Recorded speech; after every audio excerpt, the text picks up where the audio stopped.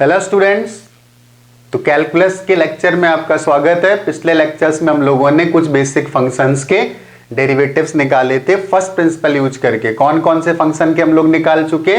X square का निकाल चुके, x to the power n का निकाल चुके, साइन एक्स का निकाल चुके, कॉस एक्स का निकाल चुके। तो आज के इस लेक्चर में हम लोग निकालेंगे फर्स्ट प्रिंसिपल से tan x का डेरिवेटिव कैसे निकाला जाता है। तो हमारे पास जो फंक्शन अब की बार दिया गया है y is equal to f x, y is equal to f x, और अब की बार का फंक्शन कौन सा है?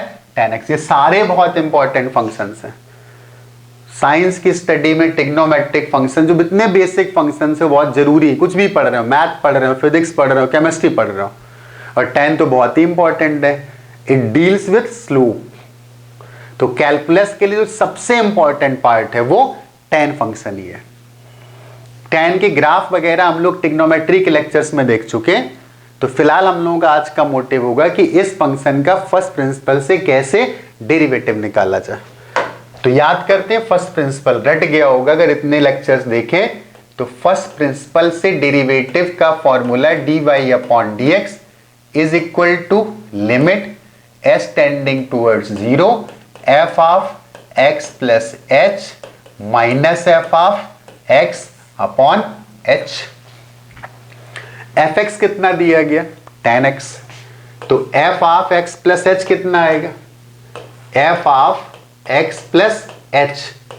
तो वो आ जाएगा simply tan of x plus h।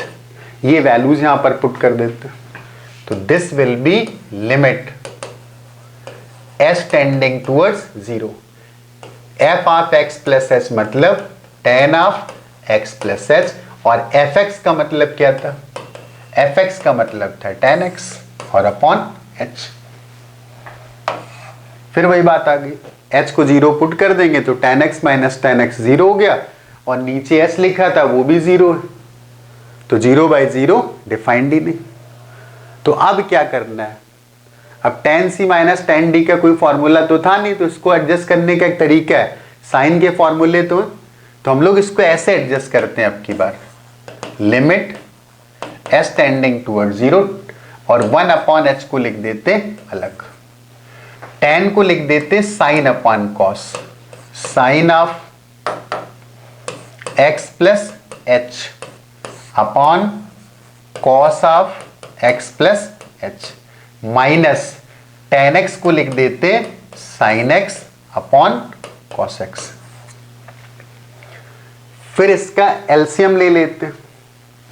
तो this will be limit of s tending towards 0 1 upon h, और इसका एलसीएम आ जाएगा cos of x plus h into cos of x।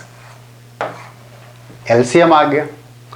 Cross multiply करते हैं। तो क्रॉस मल्टीप्लाई करेंगे तो sine of x plus h into cos x, minus इसको क्रॉस मल्टीप्लाई करेंगे तो cos of x plus h into sine x.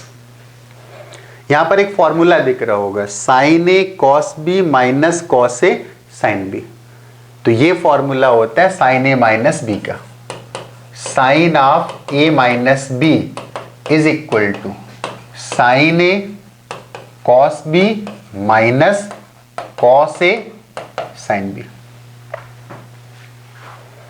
तो यहां पर वो फॉर्मूला लगा देते, limit s tending towards 0 1 upon h, और sign a cos B plus cos a sine B आ जाएगा साइन ए माइनस बी। ए कितना था? x प्लस एच, और b कितना था?